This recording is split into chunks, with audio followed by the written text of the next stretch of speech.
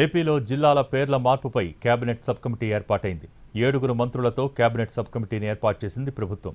కమిటీలో సభ్యులుగా మంత్రులు అనగాని సత్యప్రసాద్, నారాయణ, అనిత, జనార్దన్ రెడ్డి, రామానాయుడు, నాదెండ్ల, సత్యకుమార్ ఉండనున్నారు. దీనికి సంబంధించిన జీవోను ప్రధాన కార్యదర్శి విజయానంద్ విడుదల చేశారు.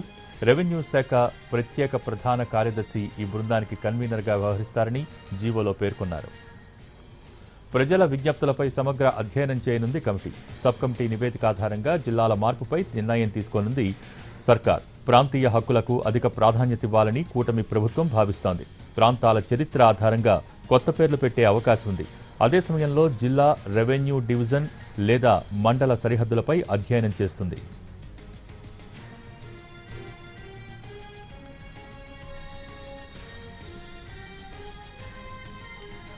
ఏపీలో జిల్లాల పేర్ల మార్పుపై కేబినెట్ సబ్ కమిటీ ఏర్పాటైంది. 7 మంత్రులతో కేబినెట్ సబ్ కమిటీని ఏర్పాటు చేసింది ప్రభుత్వం. దీనికి సంబంధించి పూర్తి డీటెయిల్స్ మా ప్రతినిధి ప్రసన్న లైవ్ ద్వారా అందించడానికి సిద్ధంగా ఉన్నారు. Prasanna, over to you. Bhogi, ఏపీలో జిల్లాలకు సంబంధించి సరిహద్దులు మార్చడం కావచ్చు, లేకపోతే జిల్లాలకి 1-2 చోట్ల పేర్లు మార్చడానికి, అదేవిధంగా మండలాలు, గ్రామాలు సరిహద్దుల్లో కొన్ని మార్పులు చేర్పులు చేయడానికి ఆంధ్రప్రదేశ్ ప్రభుత్వం ఒక మంత్రివర్గ ఉపసంఘాన్ని ఏర్పాటు చేసింది. 7 మంది మంత్రులతో, అనగాని సత్యప్రసాద్ ఆయన రెవెన్యూ శాఖ మంత్రిగా ఉన్నారు కాబట్టి దీనికి సంబంధించి లీడ్ చేస్తారు. అలాగే రెవెన్యూ స్పెషల్ చీఫ్ సెక్రటరీ కూడా దీనికి సంబంధించి అప్పటికప్పుడు కార్యాచరణ సిద్ధం చేయడం, మంత్రులు ఇచ్చిన నివేదికను అప్డేట్ చేయడం, సీసీఎల్ఏ దీని మీద ప్రధానంగా దృష్టి పెట్టి కార్యక్రమం అయితే చేస్తుంది. ప్రధానంగా జిల్లాలకు సంబంధించి కొన్ని డిమాండ్లు ప్రధానంగా వ్యక్తం అవుతున్నాయి. నూజివీడు కావచ్చు, లేకపోతే ఇతరత్ర కొన్ని జిల్లాలకు సంబంధించి నూజివీడు, కైకలూరు నియోజకవర్గాలను కృష్ణా జిల్లాలోనే ఉంచాలని ప్రధానంగా కొన్ని విజ్ఞప్తులు ఉన్నాయి. ఇది ఎన్నికల ప్రచారంలో భాగంగానే అప్పట్లో చంద్రబాబుకి కొన్ని విజ్ఞప్తులు కూడా ఇవ్వడం జరిగింది ప్రస్తుత సీఎంకి. అదేవిధంగా ప్రస్తుతం ఏలూరు జిల్లా పరిధిలో ఉన్న నూజివీడు, కైకలూరు నియోజకవర్గాల్ని కృష్ణా జిల్లాలో కలపాలని ఇచ్చారు.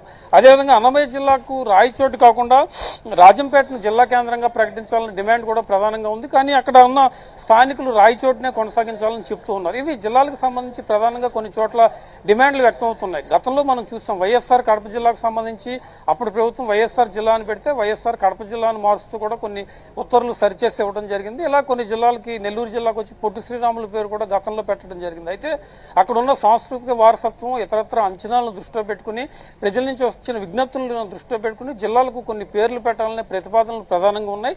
ఇవన్నీ అధ్యయనం చేయడానికి 7 మంది మంత్రులతో ఒక కేబినెట్ సబ్ కమిటీ ఏర్పాటైంది. వచ్చే వారం ప్రధానంగా ఈ కేబినెట్ సబ్ కమిటీ సమావేశమై ఎమ్మెల్యేల నుంచి మొదటిగా ఫీడ్బ్యాక్ తీసుకుంటుంది. ఎందుకంటే ఎమ్మెల్యేలు ఆ జిల్లా పరిధిలో ఉంటారు కాబట్టి జిల్లా ఇన్ఛార్జి మంత్రులు, జిల్లా మంత్రులు స్థానికంగా ఎమ్మెల్యేలు ఇచ్చిన రిపోర్ట్ ఆధారంగా అధ్యయనం చేసి ప్రభుత్వానికి ఒక నివేదిక ఇస్తుంది. జిల్లాలతో పాటు మండల కేంద్రాల సరిహద్దులు, అదేవిధంగా గ్రామాల సరిహద్దులకు సంబంధించి పేర్లు మార్చడం, అవసరమైతే సరిహద్దులను కొంత మార్చి కార్యక్రమం మీద కూడా ప్రధానంగా దృష్టి పెట్టాలి. ఎందుకంటే పార్లమెంట్ నియోజకవర్గంలో ఒక చోట ఉన్నప్పుడు ఈ అసెంబ్లీ నియోజకవర్గం వేరే చోట ఉండి దీనివల్ల కొంత కమ్యూనికేషన్ గ్యాప్ కానీ, లేకపోతే రెవెన్యూ డివిజన్ కొంత దూరం అయిపోయిన పరిస్థితి కానీ, టెక్నికల్ గా కొన్ని క్షేత్రస్థాయిలో అనేక రకాలైన ఇబ్బందులు ఉంటున్నాయి.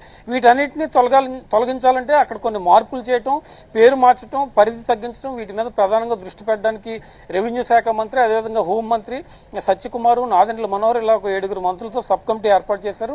ఈ కమిటీ ఇచ్చిన నివేదికల ప్రకారం ఎలాంటి మార్పులు చేయాలి, దాంతోపాటు ప్రజాభిప్రాయాలను దృష్టిలో పెట్టుకుని అవసరమైతే మళ్ళీ ఇంకొకసారి ప్రజల నుంచి లోకల్ గా అభిప్రాయాలు తీసుకుని కొన్ని కీలకమైన మార్పులు చేర్పులు చేయడానికి ఆంధ్రప్రదేశ్ ప్రభుత్వం రెడీ అవుతుంది. ఎందుకంటే త్వరలోనే నియోజకవర్గాల పునర్విభజన కూడా జరుగుతుంది అని తెలుస్తోంది. జనగణన పూర్తయిన తర్వాత బహుశా వచ్చే ఏడాది కానీ ఆ పైన కానీ ఉంటుంది. దానికి క్షేత్రస్థాయిలో జిల్లాల వారీగా పేర్లు, జిల్లాల వారీగా సరిహద్దులు, రెవెన్యూ డివిజన్ మార్పులు, ఇవన్నీ ఈక్వేషన్స్ సెట్ అయిన తర్వాత నియోజకవర్గాల మార్పు చేర్పులపై ప్రధానంగా దృష్టి పెట్టే అవకాశం ఉంటుంది. కాబట్టి ప్రైమరీగా మంత్రివర్గ ఉపసంఘం వేసి, మంత్రివర్గ ఉపసంఘం ఇచ్చి రిపోర్ట్ ప్రకారం ఫర్దర్ గా చర్యలు తీసుకునే అవకాశం అయితే మనకి కనిపిస్తుంది. Bhogi, thank you Prasanna.